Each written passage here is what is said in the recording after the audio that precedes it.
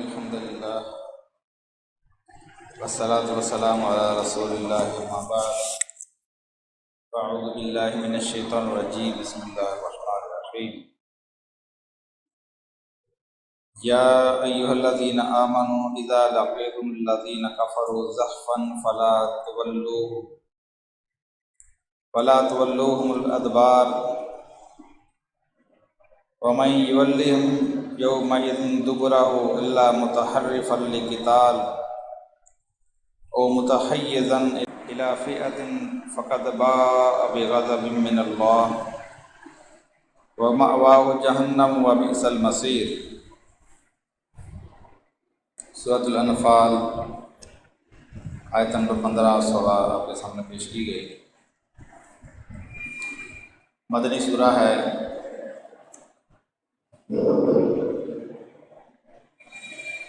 ان آیات میں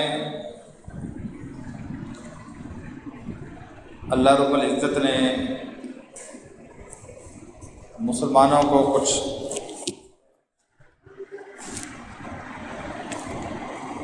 جنگ کے بارے میں بنیادی ہدایات فرمائی ہیں،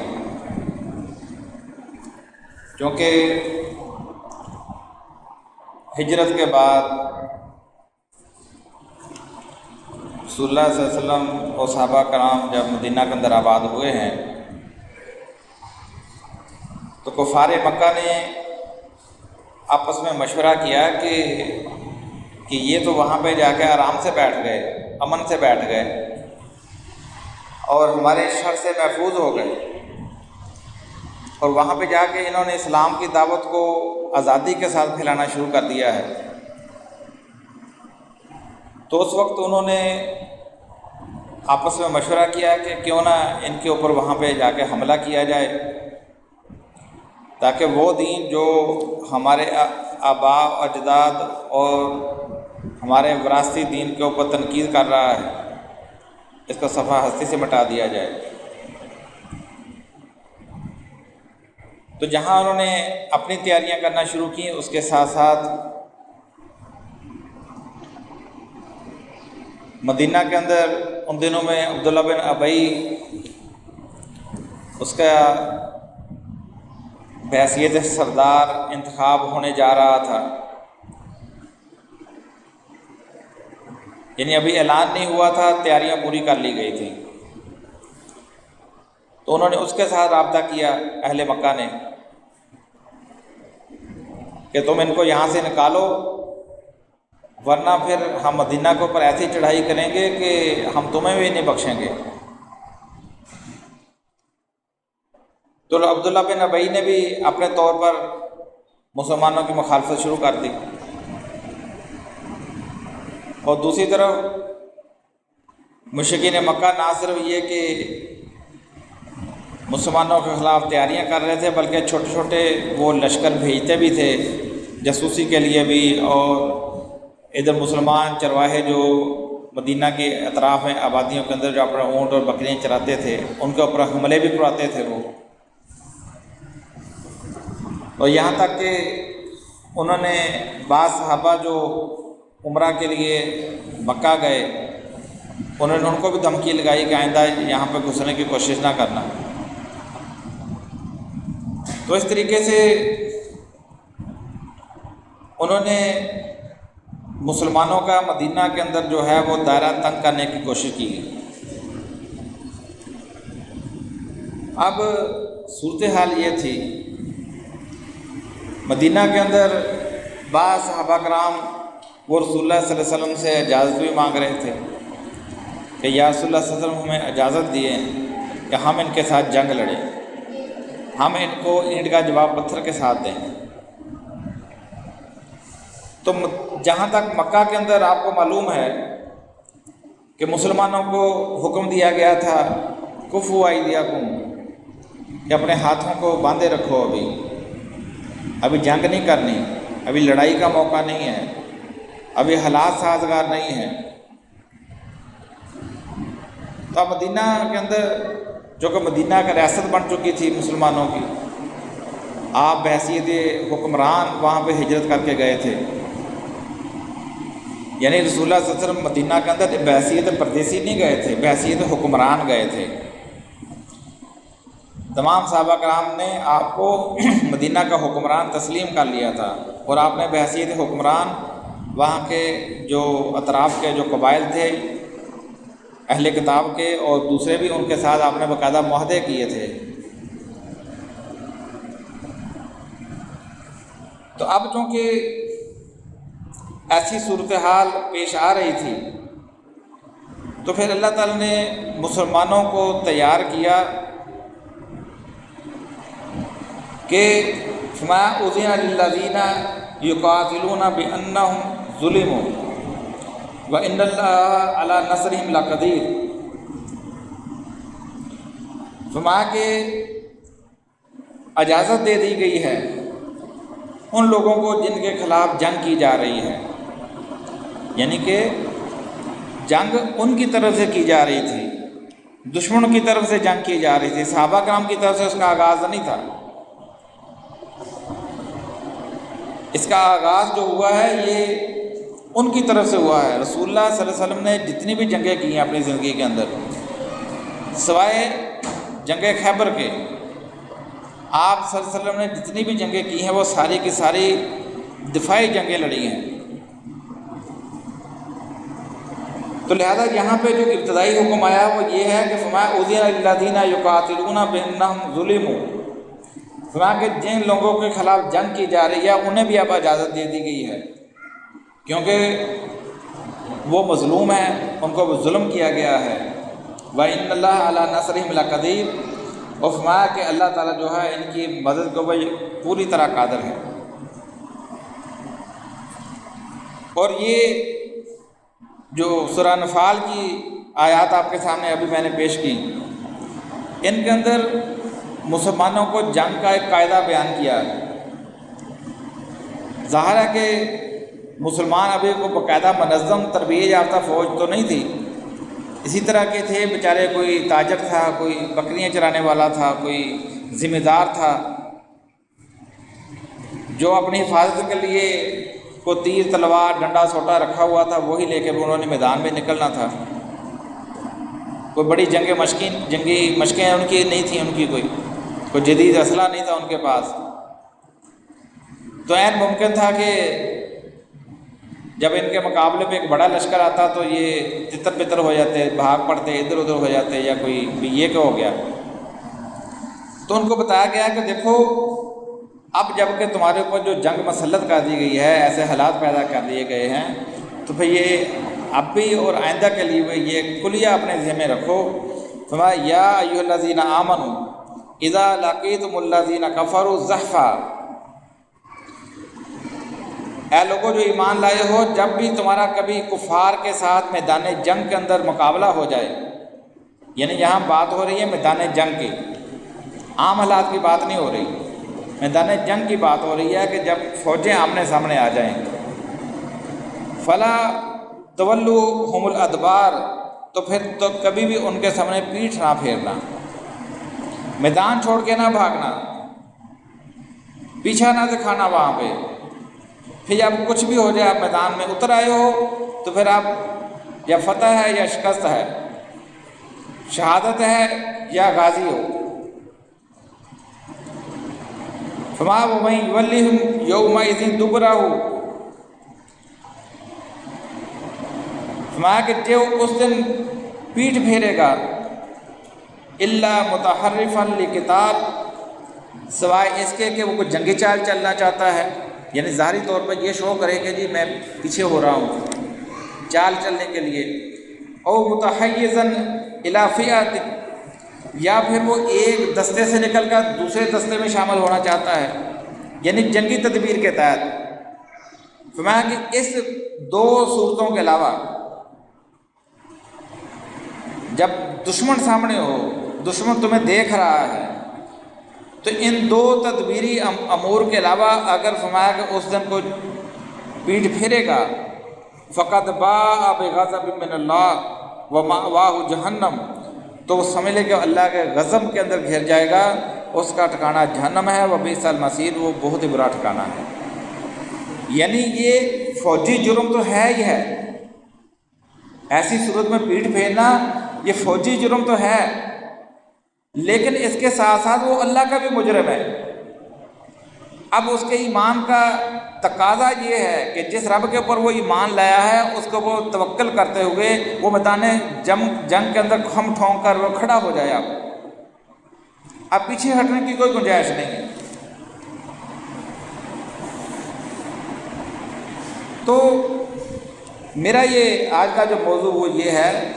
کہ اسلام جو ہے وہ مسلمانوں کو جہاد کا کیا تصور دیتا ہے، جہاد کب ہوتا ہے، جہاد کیوں ہوتا ہے، جہاد کی جنگ کی اخلاقیات کیا ہے، کیا حدود ہیں اس کی۔ آج انشاءاللہ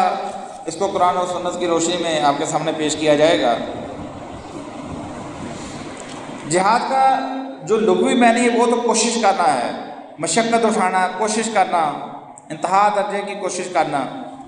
لیکن اسلامی اصطلاح کے اندر اس سے مراد ہے ظلم کے خلاف جنگ۔ ظلم کے خلاف جنگ کو جہاد کہا جاتا ہے۔ اور آپ کو یہ بھی معلوم ہے جس طرح ابھی میں نے بیان کیا کہ مسلمانوں کے اوپر جنگ اس وقت فرض ہوئی تھی جب مسلمانوں کو اللہ تعالیٰ نے ایک ریاست دے دی تھی، ایک حکمران دے دیا تھا۔ یہ جہاد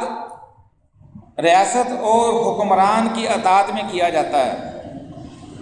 اور جب تک یہ دونوں چیزیں نہیں تھیں اس وقت تک اللہ تعالیٰ کی طرف سے ایسا کوئی بھی مطالبہ جو ہے وہ نہیں کیا گیا۔ حالانکہ اس سے پہلے بھی صحابہ کرام جب مکہ کے اندر تھے ان کا ایمان اس وقت بھی اوج ثریا پر تھا، لیکن جنگ کا قتال کا حکم اس وقت دیا جب ریاست ملی ہے اور حکمران بنے ہیں، اور دوسرے نمبر پہ تیسرے نمبر پہ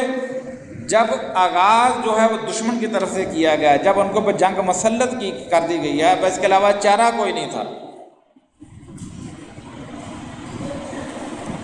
اور عام طور پر جو جہاد کی 3 قسمیں بیان کی جاتی ہیں، جہاد بالنفس، جہاد بالمال، جہاد بالقلم، تو یہ سارے لغوی معنی کے اندر یہ چیزیں آتی ہیں، لیکن جو شرعی اور اصطلاحی معنی ہے، جو معنی رسول اللہ صلی اللہ علیہ وسلم و صحابہ کرام کے درمیان رائج تھا، تو وہ جہاد سے مراد قتال کے معنی میں لیتے تھے۔ باقی یہ ساری جتنی بھی کوششیں ہیں، جہاد بالمال، جہاد بالنفس، جہاد بالقلم، جہاد بالقرآن، یہ ساری ابتدائی کوششیں ہیں۔ اس کا انتہا،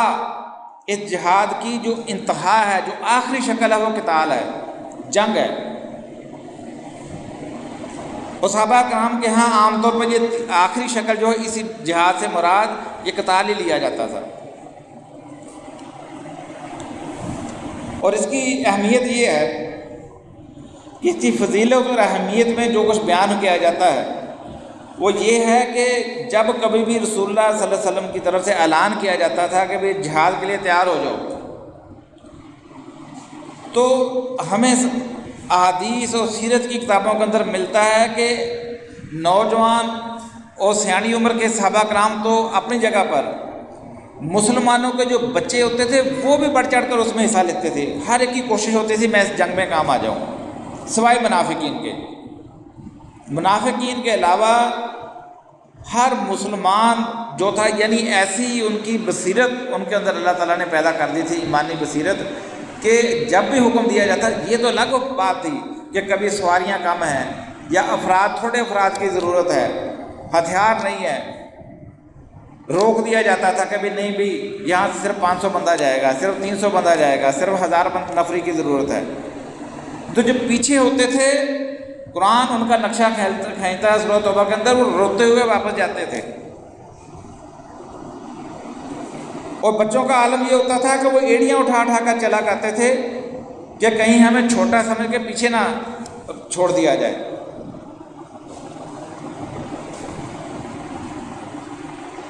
تو یہ جذبہ ہوتا تھا مسلمانوں کا۔ تو اور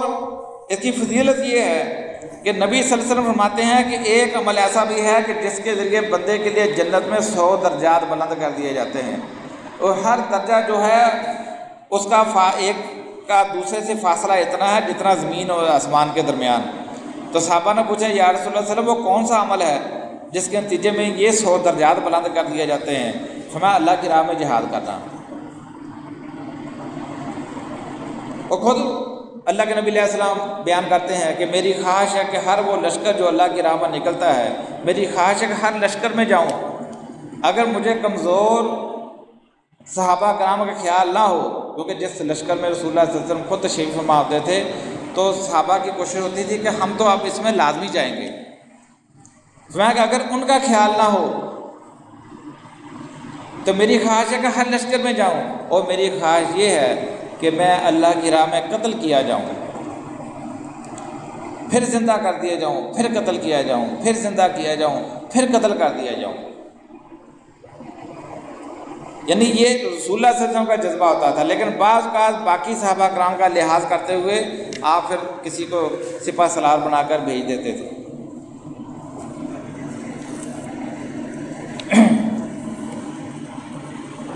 اب یہاں کے ہم پہلے بھی بیان کر چکے ہیں کہ جہاد کے لیے حکومت ہونا ضروری ہے، اور یہ بات صحابہ کرام سے لے کر آج تک یہ چیز مسلمہ ہے کہ جہاد کے لیے امام اور حکمران کا ہونا ضروری ہے، اس کے بغیر کوئی جہاد نہیں ہے۔ جس طریقے سے اسلامی حدود کا نفاذ وہ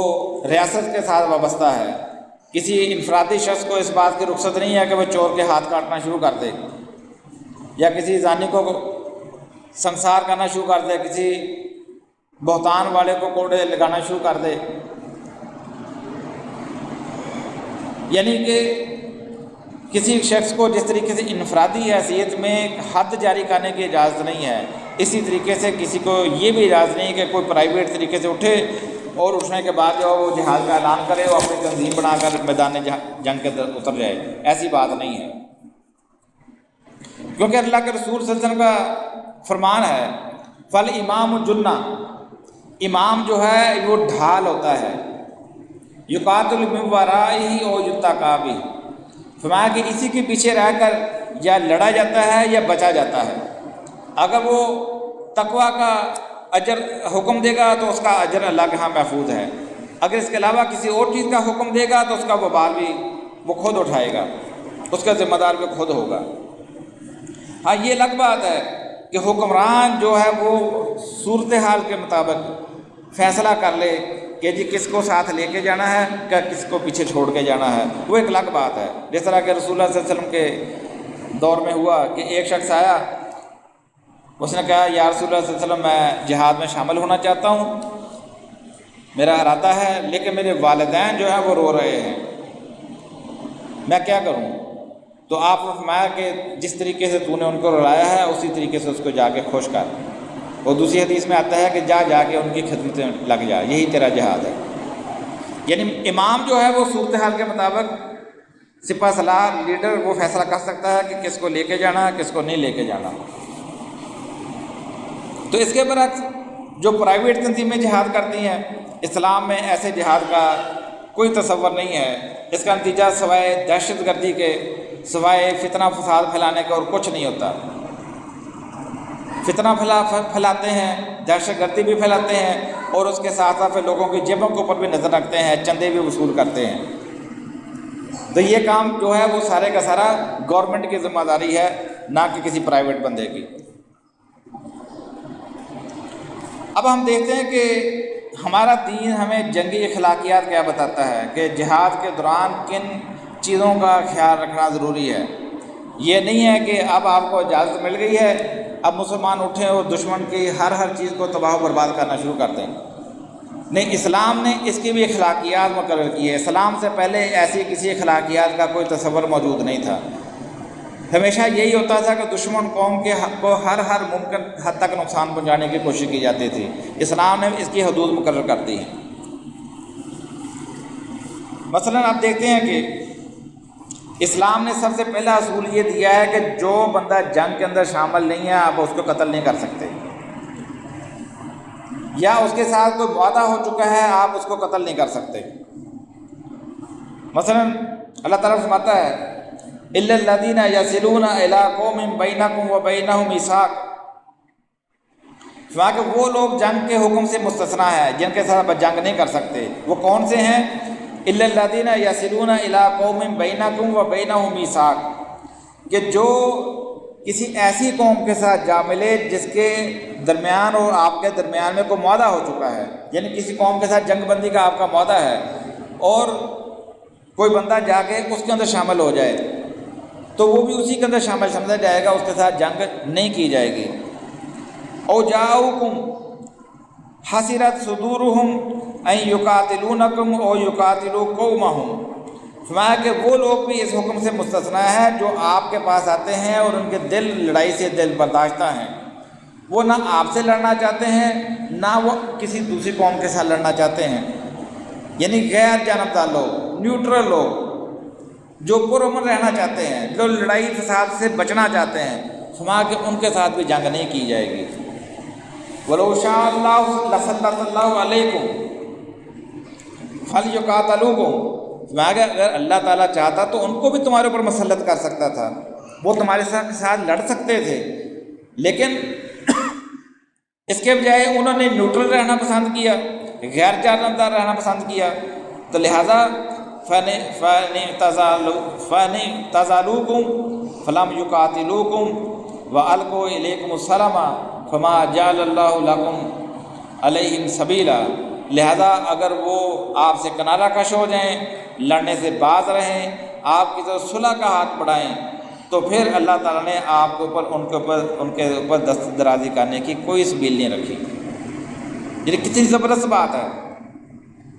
یعنی آپ عام حالات میں کیا دیکھتے ہیں کہ دشمن کے ساتھ جب لوگ لڑتے ہیں اس کے شریف شہریوں کو بھی نشانہ بناتے ہیں، عام شہریوں کے اوپر بھی بم پھینکتے ہیں، غیر جنگی لوگوں کے اوپر بھی،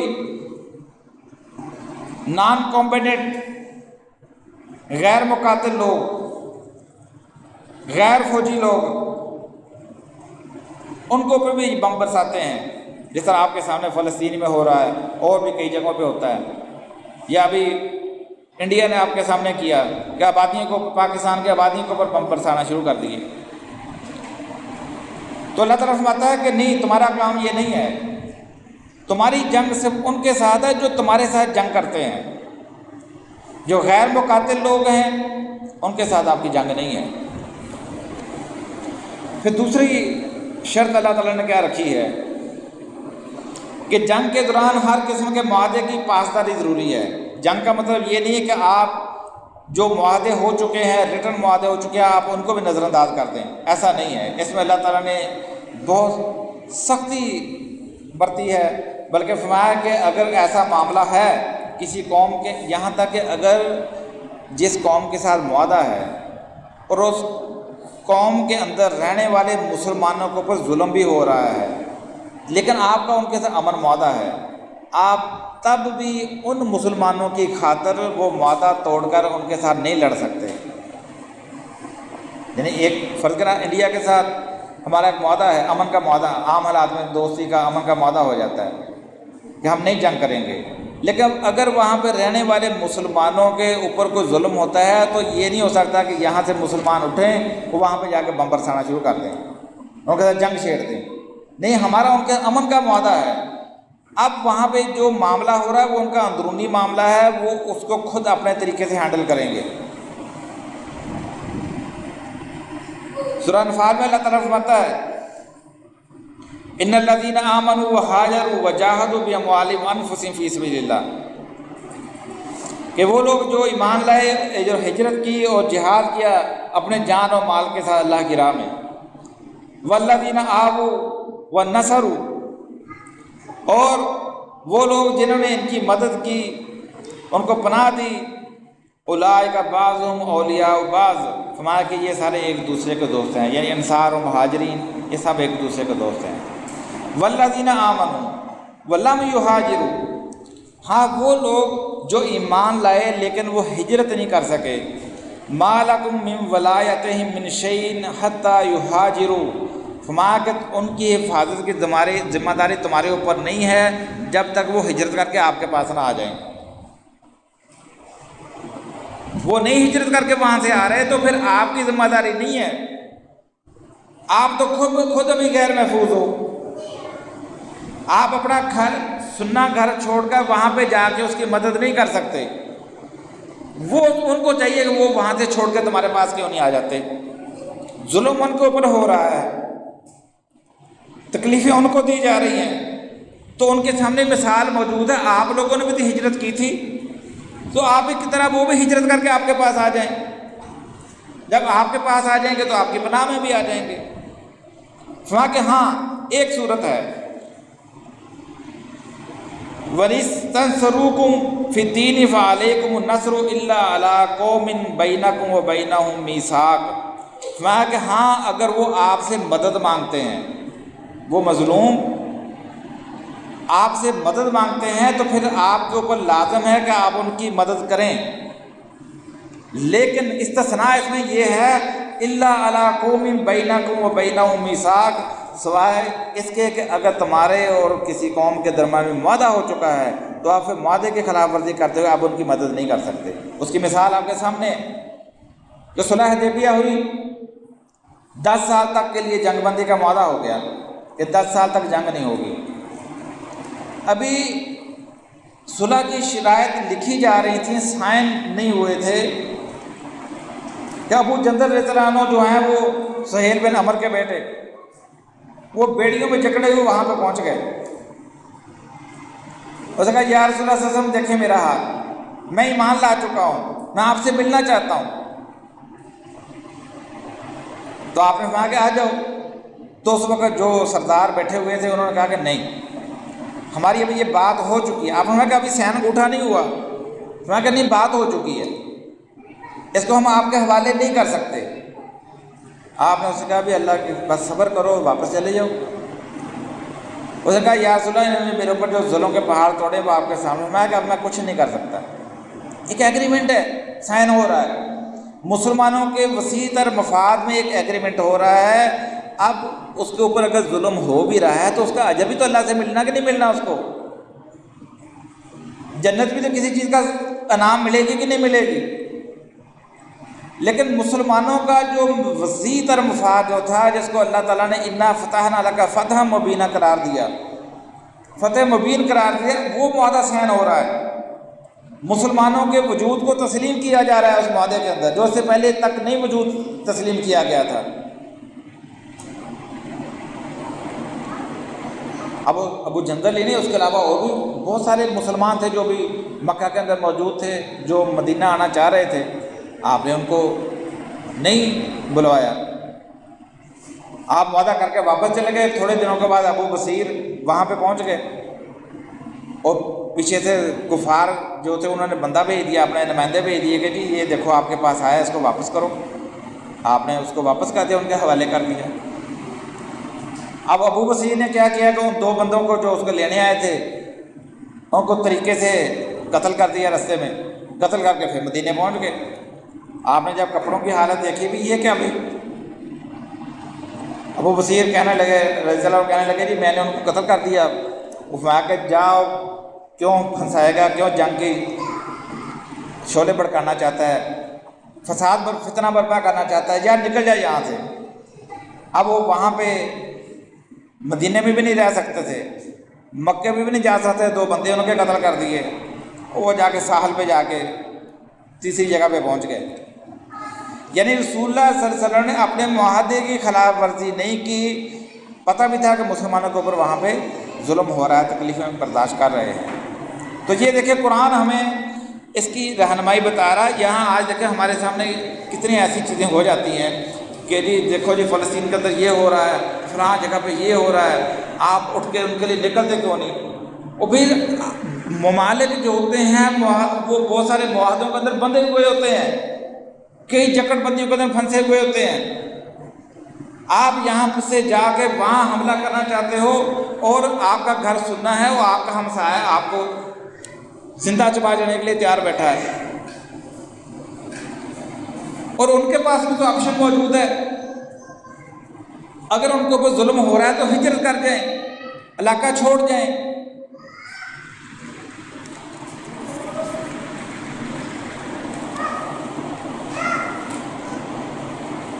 تو تیسری شرط اللہ تعالیٰ نے یہ بھی بیان فرمائی ہے کہ کچھ ایسے کفار ہوتے ہیں جو مسلمانوں کی ریاست کے اندر رہتے ہیں، وہ آپ کے ساتھ معاہدہ کر لیتے ہیں جی ہم آپ کی ریاست میں رہیں گے لیکن ہماری آپ کے ساتھ کوئی جنگ نہیں ہے۔ ان کو ذمی کہا جاتا ہے یا معاہد کہا جاتا ہے۔ معاہد یا ذمی کو بھی قتل کرنے سے منع کیا، بلکہ فرمایا کہ ان کی عزت اور آبرو کی حفاظت کرنا مسلمانوں کی ذمہ داری ہے۔ فرض کریں پاکستان ایک اسلامی ریاست ہے، اس میں ہندو بھی رہتے ہیں، عیسائی بھی رہتے ہیں، کتنے دوسرے مذاہب کے لوگ رہتے ہیں، لیکن وہ پاکستان کے شہری ہیں۔ تو پاکستان کے ساتھ کی شہریت کا مطلب یہ ہے کہ اس کی جان مال عزت کی حفاظت حکومت پاکستان کی ذمہ داری ہے۔ اگر آپ کی ہندوستان کے ساتھ جنگ لگ جاتی ہے، اس کا مطلب یہ نہیں کہ پاکستان کے ہندوؤں کو آپ پکڑ کے ذبح کرنا شروع کر دیں۔ اگر آپ کے امریکہ کے ساتھ جنگ لگ جاتی ہے، اس کا مطلب یہ نہیں کہ پاکستان کے عیسائیوں کو پکڑ کے آپ قتل کرنا شروع کر دیں۔ بھئی یہ تو آپ کے ریاست کے شہری ہیں، ان کی حفاظت کرنا آپ کی ذمہ داری ہے۔ تو اس لیے نبی صلی اللہ علیہ وسلم کا فرمان ہے، فرمایا کہ جس کسی نے کسی معاہد کو قتل کر دیا وہ جنت کی بو نہ پا سکے گا، حالانکہ وہ 40 سال کے سفر کے فاصلے سے بھی وہ جنت کی خوشبو آ رہی ہوگی، لیکن جس نے کسی ذمی کو قتل کیا، معاہد کو قتل کیا، وہ جنت کی خوشبو تک نہیں پا سکے گا۔ آپ دیکھیں نا ابھی آپ کے سامنے انڈیا میں کیا ہوا کہ وہاں کے ان کی ایک کرنل ایک صوفیہ قریشی، وہ مسلمان ہے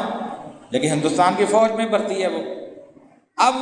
اس نے جب وہ ایک جو جنگ کیا، جو پانسا پلٹا ہے ابھی، تو کیا کیا کہ ہندوؤں نے اس کے گھر کا محاصرہ کر لیا کہ جی چپ کیوں، یہ مسلمان ہے۔ یعنی پہلے تک ان کو نہیں پتا تھا، اب جنگ ہوئی تو ان کو پتا چل گیا کہ یہ کرنل رینک پہ پہنچی ہوئی ہے تو مسلمان ہے۔ تو اسلام جو ہے وہ اس چیز سے منع کرتا ہے۔ اسلام کہتا ہے کہ نہیں، ذمیوں کی حفاظت جو ہے وہ ریاست کی ذمہ داری ہے۔ اسی طرح دوران جنگ دشمن کی خواتین، بچوں، بوڑھوں اور تارک الدنیا راہب جو ہوتے ہیں، یا ایسا ہر وہ شخص جو جنگ کے اندر شریک نہیں ہے، عام شہری ہے، اس کو بھی قتل کرنے سے منع کر دیا گیا، کیونکہ رسول اللہ صلی اللہ علیہ وسلم کا فرمان ہے کہ آپ فرمایا کہ اللہ کا نام لے کر روانہ ہو جائیں اور آپ کو اللہ کی تائید ملے، اور رسول اللہ صلی اللہ علیہ وسلم کے طریقے پر رہیں، اور کسی بوڑھے کو قتل نہ کرے، نہ کسی بچے کو، کسی چھوٹے کو، نہ کسی خاتون کو، اور یہاں تک کہ مال غنیمت کے اندر بھی خیانت نہ کرنا۔ یعنی آپ کی یہ واضح ہدایات جو تھیں آپ نے صحابہ کرام کو دی تھی۔ اسی طرح اگر دشمن فوج کے اندر خواتین موجود ہیں جو کہ ڈاکٹری اور نرسنگ کے لیے بھی موجود ہوتی ہیں، ان کو بھی قتل کرنے سے منع کر دیا گیا۔ عبداللہ بن عمر رضی اللہ عنہ فرماتے ہیں کہ ایک جنگ میں نبی صلی اللہ علیہ وسلم نے دیکھا کہ ایک عورت قتل ہوئی پڑی ہے، تو آپ نے فرمایا کہ جنگ میں خواتین اور بچوں کو قتل نہ کیا جائے۔ یعنی آپ دیکھیں کہ یہ سراسر رحمت جو ہے یہ صرف دین اسلام کے اندر ہے۔ اسی طریقے سے دشمن کی لاشوں کی بے حرمتی کرنا، ان کے اعضاء کاٹنا یعنی مسئلہ کرنا، اس سے بھی منع کر دیا گیا۔ رسول اللہ صلی اللہ علیہ وسلم نے فرمایا کہ لاشوں کا مسئلہ بھی نہ کیا جائے۔ آگ لگا کے کسی کو مارنا منع کر دیا گیا۔ رسول اللہ صلی اللہ علیہ وسلم فرماتے ہیں کہ آگ کا عذاب صرف اللہ دے سکتا ہے، یعنی دشمن کو آگ کے ساتھ آپ نہیں جلا سکتے۔ اور اسی طرح اگر دوران جنگ کوئی شخص اسلام قبول کر لیتا ہے تو اس کو بھی قتل نہ کیا جائے، چاہے آپ کو یہ محسوس ہی ہو رہا ہو کہ یہ تو اس قتل کے ڈر سے اسلام قبول کر رہا ہے۔ ایسے ایک دو واقعات ہوئے ہیں کہ خالد بن ولید رضی اللہ عنہ کو ہاتھوں سے بھی ہوا، اس طرح ہی اسامہ بن زید رضی اللہ عنہ ان کے ہاتھوں سے بھی یہ واقعہ ایسا ہوا، تو رسول اللہ صلی اللہ علیہ وسلم نے ان کی سرزنش کی۔ ایک کو فرمایا کہ کیا تو نے اس کا سینہ چیر کے دیکھ لیا تھا؟ تمہیں کس طرح پتہ چلا کہ یہ تلوار کے ڈر سے اسلام قبول کیا؟ اور اسامہ بن زید رضی اللہ عنہ سے کہا کہ اسامہ کل قیامت کے دن اگر وہ یہ کلمہ لے کر آ گیا تو تمہارے پاس کیا جواب ہوگا وہاں پہ؟ تو ان صحابہ کی حالت یہ تھی، انہوں نے کہا کاش ہم آج اسلام ہم نے قبول کیا ہوتا۔ یعنی ہم سے یہ فعل سرزد ہی نہ ہوا ہوتا تو یہ اتنی سخت تنبیہ ہے اس کی۔ اسی طریقے سے جنگ خواہ دفاعی ہو یا اقدامی ہو، اس میں دشمن پر جو ہے وہ زیادتی اور اخلاقی حدود سے تجاوز کرنا جو ہے اس سے بھی منع کر دیا گیا۔ فرمایا وقاتلوا فی سبیل الذین یقاتلونکم ولا تعتدوا ان اللہ لا یحب المعتدین، کہ تم اللہ کی راہ میں ان لوگوں کے ساتھ قتال کرو جو تم سے لڑتے ہیں، اور دیکھنا زیادتی نہ کرنا، کیونکہ اللہ تعالیٰ جو ہے وہ زیادتی کرنے والوں کو پسند نہیں کرتا۔ یعنی مقصد یہ ہے کہ جتنا وہ آپ کا نقصان کر رہے ہیں بس اسی حد تک رہو، اور اس سے زیادہ اتنا لامتناہی نقصان پہنچانے کی کوشش نہ کرو کہ کوئی زیادتی میں چلا جائے۔ ہاں اگر دشمن نے ایسی زیادتی کی ہے، دشمن نے اپنی حدود کو کراس کرنے کی کوشش کی ہے، تو پھر اللہ تعالیٰ فرماتا ہے کہ ہم مسلمانوں کو اب اتنی اجازت ضرور ہے کہ اس حد تک اس کا جواب دے دے جتنی زیادتی اس نے کی ہے۔ فرمایا فمن اعتدی علیکم فاعتدوا علیہ بمثل ما اعتدی علیکم، فرمایا کہ اگر جو کوئی آپ کے خلاف حدود سے تجاوز کرے تو پھر جتنا تجاوز انہوں نے آپ کے خلاف کیا ہے تو اسی کی مثل آپ بھی ان کے خلاف تجاوز کر لیں، بس اتنا ہی، اس سے زیادہ نہیں۔ اور واتقوا اللہ واعلموا ان اللہ مع المتقین، اللہ سے ڈرتے رہو کیونکہ اللہ تعالیٰ تقوی اختیار کرنے والوں کے ساتھ ہے۔ اب ہم دیکھتے ہیں کہ یہ تو تھی جنگی اخلاقیات، اب ہم دیکھتے ہیں کہ جنگ یا قتال یا جہاد کیا کب جاتا ہے، ضرورت کب پیش آتی ہے۔ اس کی تین بنیادی جو قرآن و حدیث سے ہمیں پتہ چلتی ہے، تین بنیادی چیزیں ہیں، تین اسباب ہیں کب کیا جاتا ہے۔ پہلی بات فتنہ کا خاتمہ، فرمایا وقاتلوا حتی لا تکون فتنۃ ویکون الدین للہ، فرمایا کہ آپ ان کے ساتھ قتال کریے یہاں تک کہ فتنہ باقی نہ رہے اور دین اللہ کے لیے ہو جائے۔ فَإِنِ انْتَهَوْا فَلَا عُدْوَانَ إِلَّا عَلَى الظَّالِمِينَ، فرمایا کہ اگر یہ باز آ جائیں تو سمجھ لو کہ پھر ظالموں کے سوا کسی اور کے اوپر دست درازی جائز نہیں ہے۔ تو وجہ کیا بیان کی گئی کہ فتنہ کا خاتمہ، یعنی فتنہ سے مراد کیا ہے؟ فتنہ سے مراد ہے جبر کا فتنہ، یعنی کفار کو جب ایسی شان و شوکت حاصل ہو اور قوت ایسی حاصل ہو کہ وہ کسی مسلمان ہونے والے کو تکلیف پہنچائیں، کسی کو اسلام قبول کرنے کے راستے میں رکاوٹ کھڑی کریں، اس کو تشدد کا نشانہ بنائیں، تو یہ جو تشدد و جبر کا فتنہ ہے، فرمایا کہ جب تک یہ فتنہ موجود ہے، جبر کا فتنہ، اس وقت تک ان کے ساتھ لڑو۔ آپ دیکھو کہ صحابہ کرام نے جتنی بھی جنگیں لڑی ہیں رسول اللہ صلی اللہ علیہ وسلم کے بعد بھی، تو وہاں بھی آپ نے دیکھا کہ انہوں نے جبر کے فتنے کا خاتمہ کیا کہ جو حکمران وقت ہوتے تھے صرف اس کے خلاف جنگ لڑتے تھے، کیونکہ وہ لوگوں کو اسلام قبول کرنے سے منع کرتے تھے۔ عام شہریوں کے اوپر کوئی دست درازی نہیں کی جاتی تھی، صرف ان کے اوپر جو جبر ہوتا تھا وہ ختم کر دیا جاتا تھا، اور مسلمانوں لوگوں کے درمیان اسلام کی تبلیغ کی جاتی تھی، کیونکہ لوگوں کا بادشاہ کا کوئی خوف نہیں ہوتا تھا، لوگ جو تھے فوج در فوج اسلام قبول کرتے اور سارا علاقہ مسلمانوں کا ہو جاتا۔ تو لہذا کسی کو جبری طور پر مسلمان نہیں کیا گیا، لیکن ان کے اوپر جو جابر حکمران جو تھے مسلط تھے ان کا صفایا کیا گیا۔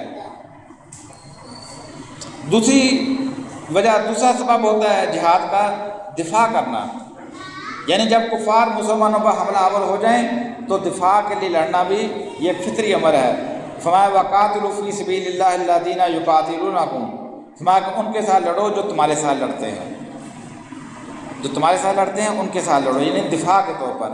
جیسا کہ میں نے پہلے بھی عرض کیا کہ رسول اللہ صلی اللہ علیہ وسلم کی سوائے جنگ خیبر کے ساری کی ساری جنگیں جو تھیں وہ دفاعی تھیں۔ خیبر کی جنگ جو تھی وہ اقدامی تھی، کیونکہ اس لیے کہ یہود نے جو بغاوتیں کی تھیں،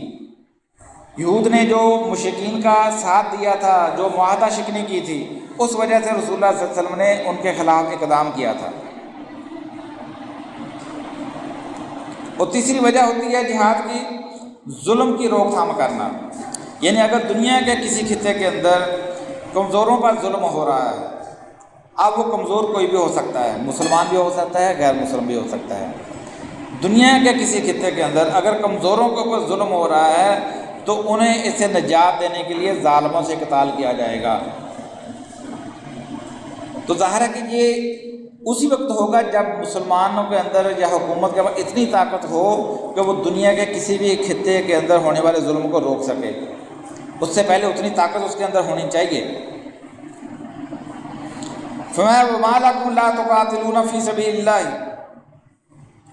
وَالْمُسْتَضْعَفِينَ مِنَ الرِّجَالِ وَالنِّسَاءِ وَالْوِلْدَانِ الَّذِينَ يَقُولُونَ رَبَّنَا أَخْرِجْنَا مِنْ هَٰذِهِ الْقَرْيَةِ الظَّالِمِ أَهْلُهَا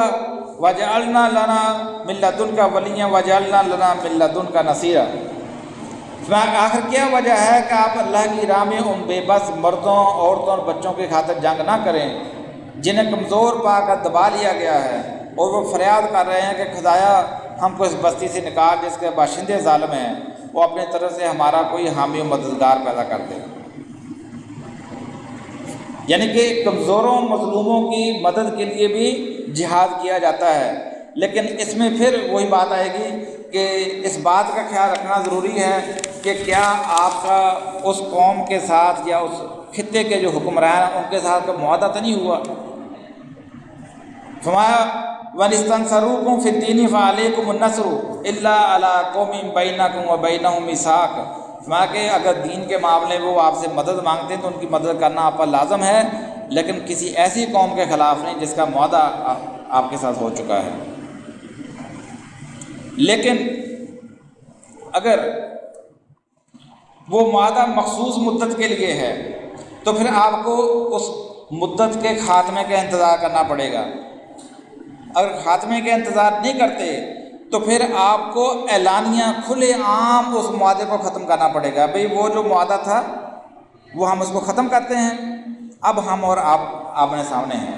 لیکن وہ خفیہ کام نہیں ہوگا۔ ایسا نہیں ہوگا کہ آپ بظاہر ان کی مدد کر رہے ہیں لیکن اندر اندر سے آپ معاہدے کے اوپر بھی قائم ہونے کا اعلان کر رہے ہیں کہ معاہدے کے اوپر جنگ بندی کے معاہدے کے اوپر قائم ہے، لیکن اندر اندر سے گوریلا وار کر رہے ہیں، اندر اندر سے دہشت گردی کے حملے کروا رہے ہیں۔ اس بات کی اجازت نہیں ہے۔ پھر آپ کو اعلانیہ لوگوں کو بتانا پڑے گا کہ بھی ہم حالت جنگ میں ہیں، ہمارا اب کسی کے ساتھ کوئی معاہدہ نہیں ہے، آپ وہ جانیں اور ہم جانیں۔ فرمایا کہ وَإِمَّا تَخَافَنَّ مِن قَوْمٍ خِيَانَةً فَانبِذْ إِلَيْهِمْ عَلَىٰ سَوَاءٍ۔ فرمایا کہ اگر کسی قوم کی جانب سے آپ کو معاہدے کی خلاف ورزی کا خطرہ ہو تو اسے کھلے عام ان کی جانب پھینک دیجئے کہ آپ کا معاہدہ آپ کے حوالے، آج کے بعد ہمارا آپ کے ساتھ کوئی ایگریمنٹ نہیں ہے۔ تو آپ دیکھیں کہ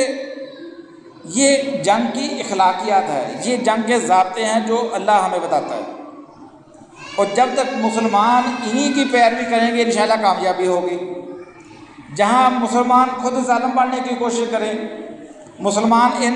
اصول و ضابطوں کا خیال نہ رکھیں تو بس ظاہر ہے کہ پھر اللہ تعالیٰ کی جو مدد ہے وہ تو انہی کے ساتھ ہے جو تقویٰ اختیار کریں گے،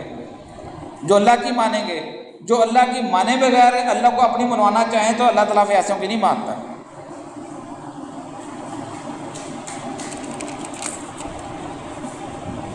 اسی طریقے سے